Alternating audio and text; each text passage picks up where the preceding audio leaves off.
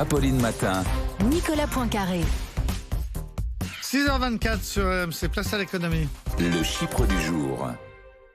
Le Chypre du jour, Emmanuel, c'est 39 490. Oui, bientôt c'est le salon de Farnborough, un des plus grands salons aéronautiques du monde qui commence au Royaume-Uni. Et à cette occasion, Airbus fait ses nouvelles prévisions. Airbus évalue à 39 490 le besoin d'avions passagers et cargo neufs d'ici 2041. La flotte mondiale atteindrait ainsi presque 47 000 appareils contre 22 900 en 2020, faites un petit calcul, ça veut dire qu'en 2040, il y aurait 2 fois plus d'avions en circulation au-dessus de nos têtes qu'en 2020.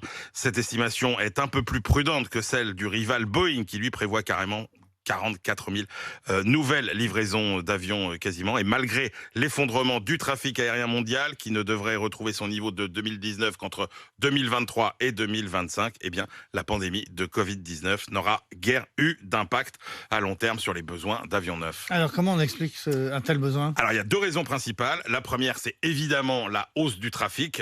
Les principales zones de croissance attendues sont l'Asie-Pacifique, qui devrait concentrer quasiment un quart des livraisons d'avions neufs, devant la Chine, 21%. Donc si vous prenez l'Asie dans son ensemble, c'est presque la moitié de la demande mondiale d'avions.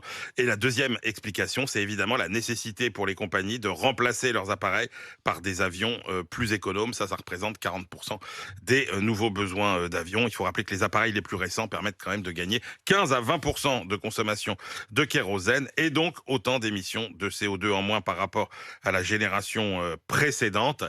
Ça veut dire que quand on nous parle de défiance vis-à-vis du transport aérien, eh ben, on en est quand même très très loin. On parle de changement des comportements.